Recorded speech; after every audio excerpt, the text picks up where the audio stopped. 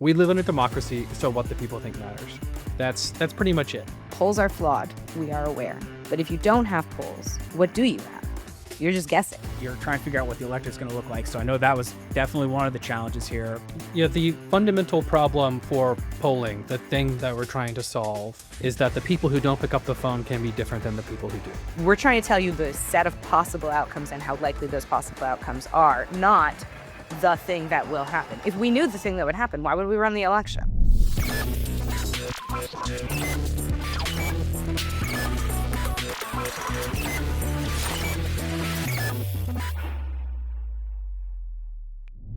Welcome to the Decision Desk HQ podcast. I'm your host, Jeffrey Skelly, Chief Elections Analyst at Decision Desk HQ.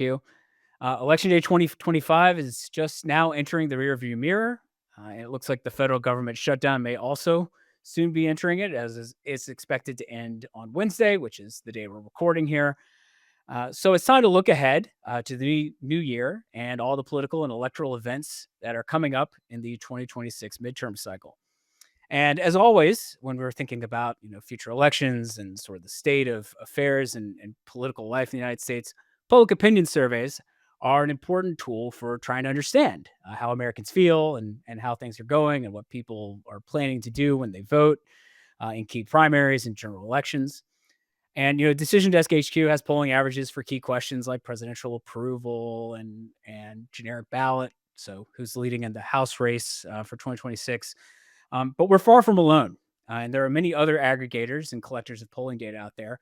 And the newest entrant is 50+1, a collaboration involving some of my former colleagues at 538. So I'm very excited to welcome two of them to talk about 50+1's work, the importance of polls, the challenges involved in aggregating them into averages, and to chat a little bit about what just happened with polling here in the 2025 election and what pollsters need to watch out for as we look ahead to 2026.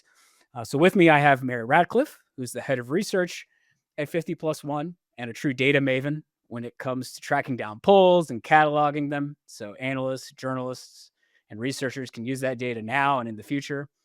And also joining me is G. Elliott Morris, who runs the Strength in Numbers Substack and authored a book of the same name about how polls work and their importance in a democracy.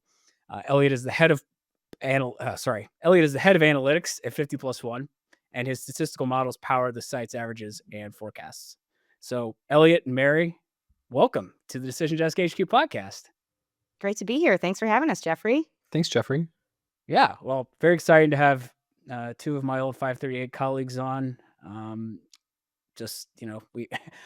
I pitched this to you guys to come on, and you were like, "Yeah, sure," because we've done this a few times, just not with me hosting. So anyway, hey, we're going to go over a few things here, but I thought a good place to start would be to talk a little bit about 50+1, and so people understand what you guys are doing, and just talk a little bit about the mission and sort of what you're doing with this new site. Well, I think the people who follow polls, maybe it'll be kind of obvious, but the service that 538 provided when it existed, I think is pretty unmatched in the data ecosystem. There are other sites, of course, you mentioned Decision Desk, the New York Times exists as well, that collect polling data, but I think we do a better job in a couple of areas. First, we're faster. I mean, the speed with which Mary can track down and enter new polls into a database is really mind-boggling. 538 also was just like incredible in its scale of the number of questions that it captured. So we wanted to replicate both of those things in continuing kind of the original idea behind the polling aggregation that 538 served. And to do that, you need a couple of things. First, you need someone to gather the data. That's what Mary does. You need someone to analyze the data. That's what I do. And you need someone to make a nice looking website and great charts. And that's what our other co-founder, Katie Mariner, does. Another great 538 alum. Yes. Yeah, I mean, I think there's a lot of things that happened inside of 538 that were really behind the scenes that people didn't really know about. I'll give you one little example from just this fall. So a new pollster popped up with a poll in the Virginia governor's race this fall. Now, when new pollsters pop up, what 538 used to do is reach out to them, talk to them, ask questions about their methodology, make sure that they met our admittedly very loose standards. Now, I saw this poll come out because it was aggregated by the New York Times, Virginia Governor Tracker, and other aggregators. And so I reached out to the person who was running the company. And I mean, honestly, when I first saw this, I was really skeptical. The website was just like a brand new Google site with no name on it, no information about who this person was. I reached out to them, I talked to them. They don't meet our admittedly very loose standards. So having someone who's out there doing that kind of work, really checking, like, hey, is this quality research? Is this worth including?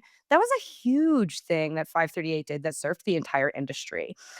We're still doing that at 50+1. That pollster was aggregated by lots of other people, but not by us. So I think that's like a really valuable service. And frankly, for those who follow like this sort of industry, the polling aggregation, I think it's no secret that 538 was the best. It always was. Sorry. uh, Hey, it set a standard that it's others want yes, to live up to now. that You others know. aspire to. And we are Yes. taking that standard forward under a new banner. Importantly, independent, not part of any larger media organization or conglomerate. Our goal is really just to focus on the data, right? We're not trying to like support a media empire or anything like that, right? It's all about the data.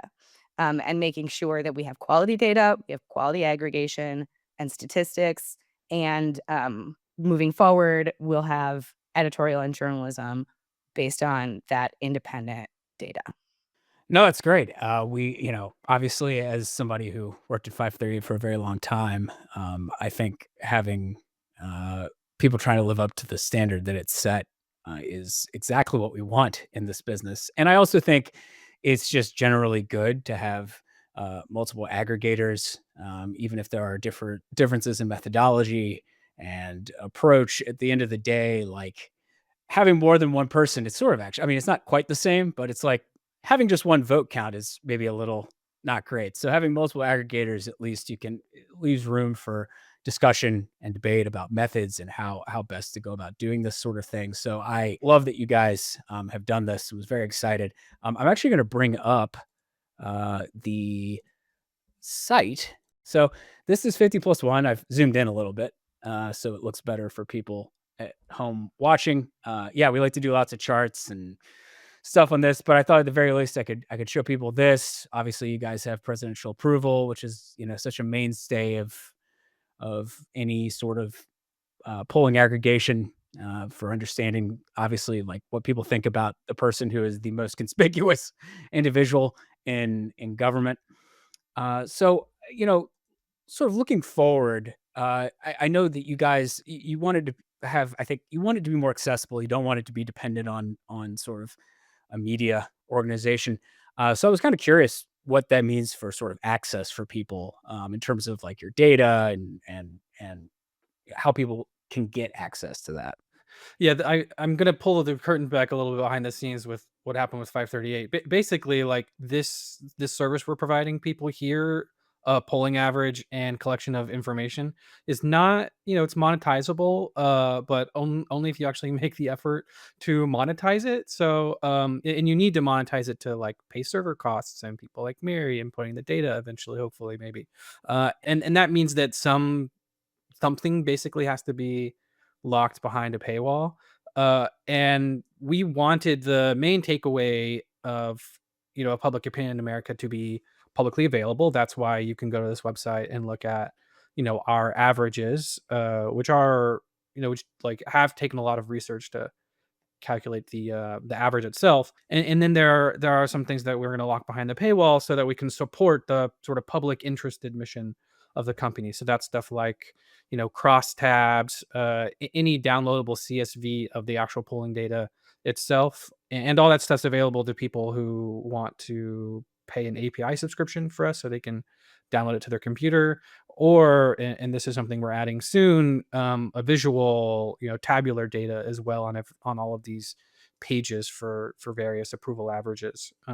But the big thing is like we do think that there's value in this indicator people are looking right here on their screen, right? Like disapprove plus 16. So that's something that we wanted to keep public, if at all possible. I don't know. Mary might have something to add. Yeah, I mean, I think what's really exciting about this project, starting out as a small startup, is that we have a lot of flexibility to do a lot of things that hasn't been done before. So, for example, for API subscribers, you can download complete crosstabs for presidential approval for generic ballot. Hopefully, will be some more crosstab collections available soon. There's a lot more we can do that. Um, there may be certain journalistic reasons you don't want to be like super public with like a big crosstabs polling average because it's really, really noisy. It's hard to interpret. It's difficult to explain to the public what that really means. But for researchers who want to be able to download it and use it in models or whatever it is that they are doing, or other media entities that want to use that responsibly, we can make that stuff available and really have a more expansive set of data available for people for whom it is particularly useful. With respect to like the tabular stuff, as Elliot mentioned, by we're hoping by end of year there will be like a really low level subscription. If you love this data, you want to play with this data, you want to sort and filter the tables and look at all kinds of stuff, there will be like a way for you to support our work for like a relatively small amount of money, so that you can continue to understand the public better, which is the goal of polling, and make sure that we can do this in perpetuity. Yeah, just to switch up the visual here for folks, I'm going to bring up the generic ballot, which is the question that basically asks folks who they plan to vote for in the next House election for the U.S. House of Representatives. So looking ahead to 2026 midterms, and actually, sort of, just to turn to the kind of the larger subject here. Obviously, if we're sitting here talking about polling, we're talking about aggregating, we're talking about uh, trying to derive meaning from numbers, asking people why they think, what do they think about certain topics or certain elections. I guess wanted to sort of talk with you guys about why you think polling is so important. Elliot, I know you've written a book where you go into this, so I thought the two Oh of you boy, would. how much time do we No, have? I know, I know. Well, we're trying to keep it to around a half hour. I know, so so don't do the whole book, but I obviously, like, I agree with you guys, but I wanted to hear it from. I figure, the listeners, viewers, they would all benefit from hearing it from you. So the simplest explanation, though one suitable for a time limited podcast, just boils down to the following: we live in a democracy, so what the people think matters. That's pretty much it. Our system of government is predicated on the idea that if people want something, on average, that thing is supposed to happen, and also that there's safeguards in place, like for civil rights and etc. But the numerical majority, James Madison wrote, is the principle on which all democracies flourish. So if that's the case, there are lots of questions about politics in our lives that aren't consulted in the electoral process, and there are issues that arise between elections too, questions of war, of famine, of just day-to-day politics in America that politicians don't talk about in their campaigns. So that public opinion isn't represented in government unless you have another way to measure it, number one, and unless people are paying attention to it, number two. So I guess my academic work is mostly focused on the first thing, is the measurement of it. But what I like about projects like 50+1 is we're giving all of that data, um, to the public, and trying to elevate it so that we can fulfill that mission. That's my sort of stump speech. That's my really idealistic framing. Obviously, this falls short sometimes, so we'll talk about some cases when polls fall short. But that's my take. Mary, I think, also has a pretty good take on this. I mean, here's the thing.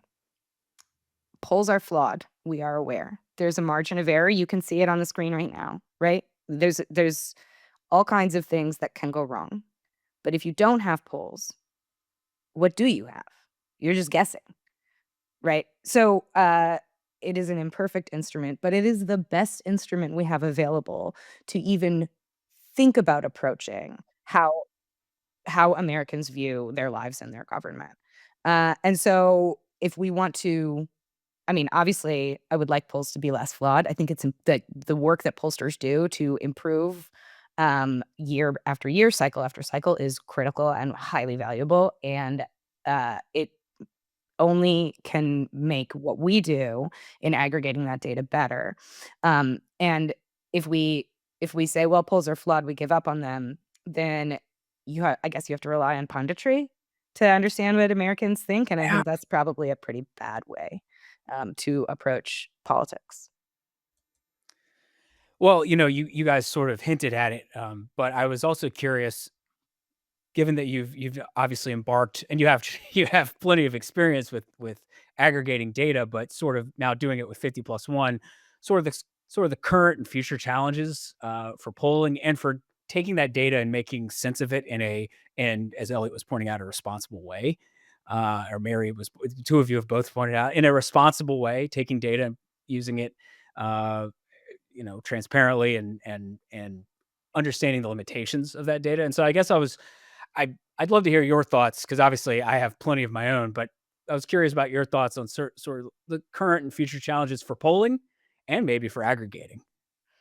I mean, I think the challenge, and we saw this in the 2025 races, there is a big challenge in understanding the difference between a registered voter and a likely voter, right? And so when you look at, like, for example, the 2025 polling in Virginia, we had lots of surveys that were treating the likely voter universe like it would be something like 2021 or 2024, which were both more Republican leaning environments, right? So like having a good handle on um, who's actually gonna show up to vote, I think is a particular challenge, especially in this moment where there is some question about whether some significant portion of the electorate is motivated primarily by voting for Donald Trump, who will never be on a ballot again unless he wants to be like governor of Florida or something. I don't know. So so like I think that's one of the fundamental challenges when it comes to horse race polling, election polling, is understanding who's actually going to turn up to the polls and how you can look at like historical voting records or asking voters whether or not they plan to vote and synthesize that into a likely voter model that actually resembles the likely voter universe that will turn up that is in the future that you cannot yet observe. Yeah, the fundamental problem for polling, the thing that we're trying to solve with all of our methods, with all the design and research choices, with all of our modeling, is that the people who don't pick up the phone can be different than the people who do. Mm. Right? Back when response rates were like 100%, this wasn't a big concern, but today they're less than 1%, sometimes less than half a percent. So if you want 1,000 people, you've got to call 100,000 or 200,000. And you're potentially missing a big chunk of the electorate that thinks differently than the types of people you can get on the phone or, most public opinion research today isn't actually on the phone, it's on the web. So, or on the web. Um, Well, the and most common methodology we see from pollsters that I would consider the highest quality is a hybrid model where it's partially over live phone calls and partially SMS to web survey. Yeah, and that's great because it can cancel out some of the biases of either metric, but if you have, some group of the population that's much more willing to take a survey, like in 2016, 2020, and 2024 Democrats, regardless of the way you're calling those people, even combine the sample still runs into problems. So, that has been the problem with polling, period, historically. It will continue to be the problem in the future. Uh and the techniques that pollsters have available to them to account for this are actually getting a lot better. So I'm pretty optimistic. Historically, pollsters have only really been able to say, "Oh, if we're underrepresenting people based on their demographics, so their race, their age, potentially their education, depending on the survey." They've been able to balance their samples. Now we know that non-response, not picking up the phone when a pollster calls you, can be correlated with your party and who you vote for in previous elections. So pollsters can make adjustments based on those two as well. Mary points out that this can go wrong in 2025. Pollsters who are adjusting their samples in Virginia to be representative of like the presidential electorate in 2024 or the previous governor electorate in 2021 still made problems. They sort of introduced errors by making the wrong adjustments. But if you do this the smart way, and the best pollsters in 2025 did, then you can still have really great accurate results, even if only a fraction of the population's answering your survey. But it means you have to be really careful. You have to really think through your decisions. You have to be a professional. You can't just get responses from Lucid or SurveyMonkey from your friends and call that a poll. So you do have to be smart about it. Yeah, I mean, I think what both Elliot and I are saying here is that the fundamental challenge that will always be in front of people trying to measure public opinion is ensuring representativeness, is that the right word? In your survey, whether that's in the underlying sample or in the target universe. These are both big questions, right? So like Elliot highlights the difficulty of getting the underlying sample to be representative of the population. I'm highlighting the difficulty of like estimating what the population actually is in the electorate. But both of those are fundamentally about how do we ensure that the survey is representative of the population that we care to represent. Yeah, exactly. And we wrote a lot about this at 538, obviously, but the difficulty is that if you have a kind of a bad sample from the start or a pretty unrepresentative sample, you can't necessarily weight your way out of that Mhm. by adjusting it for various things to try to make it look more like the population. If you're still missing people, and if there's a fundamental, as Elliot was getting at, fundamental difference in some political perspectives on average for people who are less likely to respond. And so if you're missing them, and they even look, for instance, like a Republican who doesn't respond to a poll might look different in certain important ways from a Republican who does answer. Yeah. And we saw that a lot with polling in the presidential elections in 2020 and 2024, and talk about, you know, more likely to respond Republicans may have been a little less Trumpy. And so you were missing, perhaps to some extent, or underestimating, I should say, not missing necessarily, but underestimating Trump's support, at least to some extent, in both those elections. Now, this brings me actually to a question that I know, Elliot, you wrote something the other day about, but thinking about the 2025 election and some of the polling we saw there, and I thought, maybe it's too easy to lead with the case that was sort of the most notable miss in terms of what the polls had. But New Jersey, where generally speaking, polling aggregators about 5 or 6 points generally uh, in terms of margin for Mikey Sherrill, the Democratic nominee, and she ended up winning by about 14. And obviously, that's a pretty significant undershoot, whatever is the proper term there. Um, and I guess I wanted some of your thoughts. Like, it's you're trying to figure out what the electorate's going to look like. So I know that was definitely one of the challenges here, but also some bigger questions. Elliot, I know you talked a bit about uh, people trying to weight their samples to the presidential electorate. And obviously 2025's electorate is not going to look the same as 2024. But I guess if you want to just start out with sort of your initial thoughts on those challenges. Yeah, this is a great example, because there's a lot of different pollsters doing a lot of different things in New Jersey and getting wildly different results. I will point out in your screenshot, I think 50+1 does the best, so there's a little a little feather in our cap. Uh, Hey, but congrats to you. Congrats to you. so I'll just pick 2. I'll pick the worst pollster and the best pollster in New Jersey, and then maybe we can learn something here. The worst pollster in the New Jersey race is Atlas Intel, which sort of paradoxically was rated the best pollster in the 2024 race. And they have the sort of lowest statistical bias and the best accuracy in 2024. So, hats off to them that year. But they, a week before the election, or a couple days before the election, had Cheryl winning by just 1 point, 50-49 over Chitterelli. And then on the other end of the spectrum, we have YouGov, who I believe has Mikey Sherrill plus 10 in their survey closest to the election. And they have the lowest error. So they have what ends up, I guess, being a 4-point miss, which is inside the margin of error, or maybe just outside. I should point out that I had some stats actually that the average error in 538's data from 98 to 20, through 2022 for governor's races, the average error was 5 points basically. So 4-point miss is not, Typical. that's typical. Yeah, that's So, expected. You should expect on average a survey to be off, given the historical patterns here. You shouldn't expect them to be perfect. But there are some key differences in how YouGov and Atlas Intel were collecting and processing their data. So Atlas Intel, they run this, I guess, very AI computationally complex survey recruitment method, where they put ads on your phone. That was supposed to be sarcastic, by the way. On if you're an Instagram user, and then feed you, and I think maybe they use other technologies as well, but then they feed you into a web form to fill out their survey. That's how they collect their data. They do set targets. Apparently, we don't have a whole lot of information, but it seems like they set targets based off of demographics, and then also weight their survey by past vote and party affiliation, somewhat ad hoc, which, um, it seems like the variables that they're waiting on change from survey to survey, context to context. That's not necessarily like other pollsters also change how they do their polls from state to state. So not a super red flag. But the way that you guys conducting their data, I think it's closer to what you would want your ideal poll to look like. YouGov has this massive, 2 million people panel of respondents on their web platform online.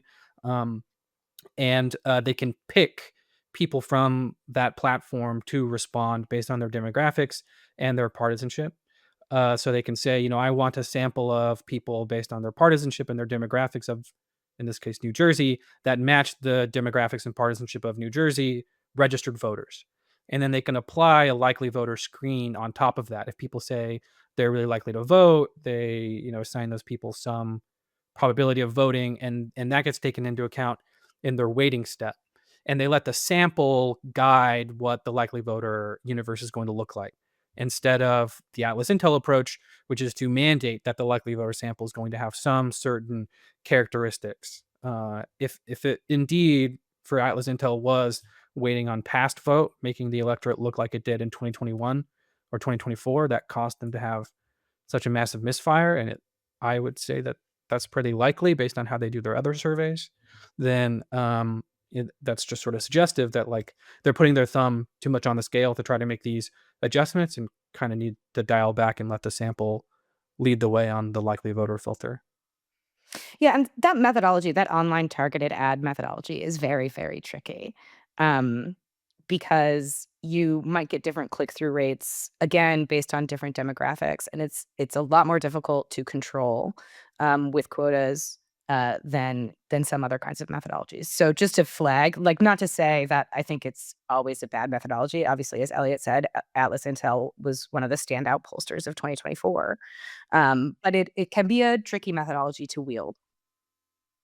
Yeah, and Yeah, I mean, and perhaps sorry. and I'll Actually, just say no, no. Oh, also it can break down over time, right? So if you have a variable that's correlated with non-response that you weight by in one year, but like the rest of your data generating process isn't super representative, so you don't have representative crosstabs or something, for example. And I guess by way of sidebar, like Atlas Intel's poll in New Jersey had the Republican winning 60% of the vote among black voters. That's probably like they just had a biased composition of black voters. And that's worth like nine.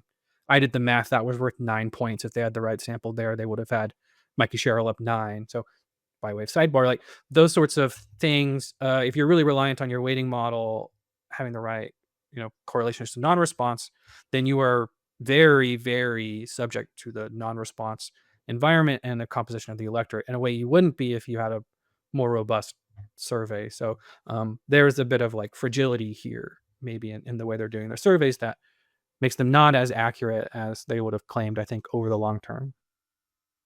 and perhaps it speaks also, again, polling for a presidential election in 2024, not to say it was easier or something, but you did have 2020 pass vote perhaps as a more reliable tool, and obviously a lot of pollsters employed that, as a weighting mechanism when looking at the 2024 electorate.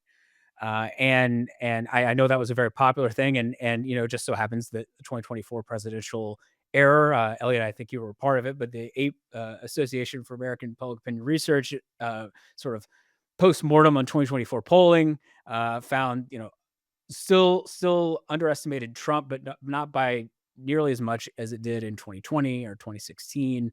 And I know that one part of that was that many pollsters turned to waiting on past presidential vote as a way of trying to ensure that their samples were not, overly Democratic leaning, and that they were perhaps adjusting for the fact that there was some important element of the population that was being missed.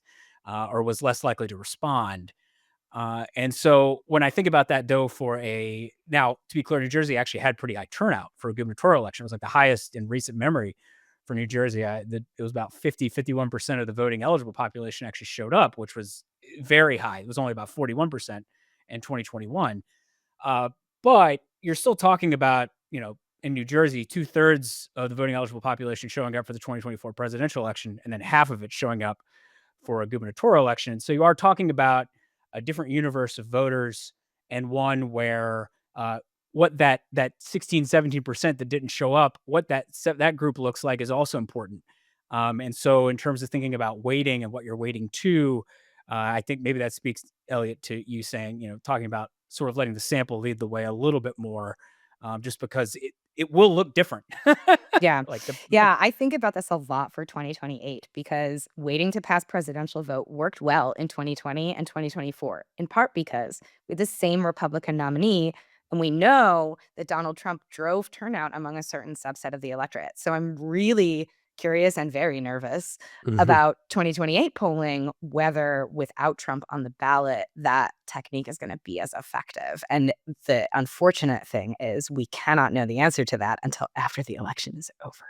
Yeah, wait, Mary, are you saying you can't predict the direction of like polling error and uh Well, I mean, I'm actually saying something a little different than that, actually, I I know, think, sorry, it just has which been is a that, pet like, peeve of mine for years. this idea of, like, how do we adjust the sample to ensure representativeness of the population that we're attempting to represent? Now, in the past couple of elections, because we've had sort of, like, similar dynamics, especially on the Republican side with the same nominee for 3 elections in a row, it turns out that guessing that the electorate is gonna look pretty similar to the last election has been a pretty effective strategy. But when we have a new Republican nominee on the ticket, is it going to be as effective? Are these, like, lower propensity Donald Trump voters gonna show up in a 2028 election to, like, pull the lever for JD Vance? I don't know. Nobody knows. So we'll see how That's that like if you'd works. waited on 2012 vote in 2016 consistently, you would have missed some swings, or at least Yeah, it would have been perhaps bad. underestimated some swings, especially in certain states. So yeah, I mean, it speaks to the challenge. This at least has been a little bit of a short-term solution, but it's unclear about its longevity. Mhm. Which like I said, just makes me nervous for the next set of polls for a presidential election. If pollsters overlearn the lessons of the last couple of years, we could find ourselves in a position where the polls are very wrong in a different kind of way. Not to say, like, directionally, but a different kind of problem. We need to get to a point, probably, maybe to get back to your point, Jeffrey, where people expect polling error.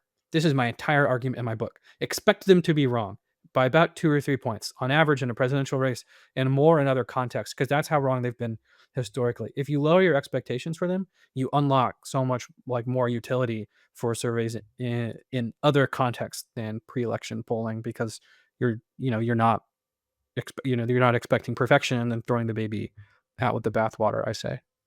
Yeah, and I think this is actually something that was really important for us at 538 and will continue to be important for us at 50+1 moving forward is how do we communicate in words, in visuals, in all of the things we do, uncertainty about what we are saying, right? So, like, you guys both know how many meetings we had at 538 trying to figure out forecast design where we can clearly communicate, like, hey, this is not like the prediction. This is a range of predictions with varying probabilities and trying to really communicate with people that, like, we're trying to tell you the set of possible outcomes and how likely those possible outcomes are, not the thing that will happen. If we knew the thing that would happen, why would we run the election? I mean, yeah, and I brought up an old table from a piece from 2023, which was just the quick one I could quickest pull up here, basically showing like weighted average error in polling for different kinds of races from 538 on the old site, and the average error for some of these races was 9 points in the presidential primary, and that makes sense. That's like the most people are more likely to shift, make up their minds later. They're choosing among people that they tend to they would tend to like multiple candidates because they're a Democrat or Republican for the most And part. candidates drop out all the time. Candidates drop out, so things can shift very suddenly and very quickly. And then in the general, for presidential, it was about 4 points, which not actually. And this is for state and national polls. So and then for Senate, Gov more like 5 points, for House 6. And it just speaks to the fact that, as Elliot was saying, we should expect some error. And so when we come in below those kinds of rates, it actually means that the polls did pretty well, which maybe is my chance. And maybe we can finish on this. Is that I know you guys were both involved in some polling in Virginia, and I'll just let the header sit there. With State Navigate, in fact, there's Mary's name right there at the top with Chaz Netticum, who runs State Navigate. And basically talking about, I just thought it'd be cool to hear you guys talk for a minute about this poll and how it did differ. It did come closer to sort of the right. Look, obviously all polls are snapshots in time, but this one being just before the election, we would hope that pollsters would be getting somewhat close to the final outcome if they're getting a reasonably good read of the electorate. And in your case, Spanberger's going to win by 15-ish, 14, 15, and you had over the 13-point lead. So obviously, Well, it did and well. if I can toot our own horn a little bit, I think we had Hashmi at +10 in this survey, And she's going to win by like 11. So there you and go. Jones by 5. And he's going to win by about 6. So yeah. Pretty good. So Pretty good. toot. Nice. Okay, a couple things I want to say about this. So first of all, I mean, Chaz knows like everything about Virginia, and so when we were thinking about the composition of the likely electorate in Virginia, we made the decision to model the electorate as something closer to a 2017 like environment than a 2021 or 2024 like environment. That's generally what you expect in Virginia in these off-year gubernatorial elections. Is that when a Republican is in power, you have a more Democratic leaning environment. When a Democrat is in power, you have a more Republican leaning environment. And so we went back to the most recent Democratic leaning gubernatorial election with respect to party identification in particular when we were thinking about weighting the survey. Then the second thing we did is we tried lots of different, this is entirely text to web survey. So we tried a bunch of different things in our text messages to make sure we had representation from the groups that we were trying to target. For example, after the first few days of fielding, we were like, man, we don't have enough young people. So we had a Gen Zer You and every write the pollster. text. No, we just asked someone we know who's 20. We were like, hey, well, if you were texting your friend and you wanted them to click this link, how would you write this text? And they wrote it for us. And then we sent that out. And it like tripled or quadrupled our response rate among young voters. Great. Amazing. I'm trying to find So- the actual text that was sent out, but I think it was just like, not enough people are answering our poll. LOL, please PLS help or something. My God. Yes. It And was it all worked. lowercase. It was all lowercase. And it was like, yo, we need more young people to answer our poll. LOL, please help. And please is spelled PLS. And then it has the link. Honestly, listen, I am 40 years old. This sounded ridiculous to me. But the young people clicked the link. Okay. So And you heard from them. You got Yeah. you got some. Yeah. You got. I don't want to say we had like at that point, once we did that, like a stellar response rate among young people, but it was better, right? So we tried a bunch of different things to try to make sure we increased that representation, and we used history to inform the composition of the likely electorate in a way that I think understood the thermostatic nature of these kinds of things that not all pollsters did. I will say what we did was kind of risky. Like we were asserting our own prior about what the composition of the electorate should be, and that creates the potential that our assumption was wrong. This is basically what all the other pollsters did. They just used the wrong baseline, right? They used maybe the partisan composition according to past vote in the 2024 election. I think we had a good reason to know that that was going to be wrong ahead of time. We just sort of think through the consequences of that, and we were like, no, we don't want to do that. The electorate's going to be different. Other pollsters should have also, I think, seen that coming if indeed they were waiting by past vote. But this shows what type of overperformance you can get for your surveys when you are really, really intimately aware of the how the electorate behaves, and like you have domain knowledge in the case of Chaz for the population you're trying to survey. So in the future, I'd like to let the sample lead us more, to use a probabilistic likely voter filter, for example, to weight based on the registered population of the poll. But at least in this case, we either got lucky or like you can't really argue with the results either way, I guess.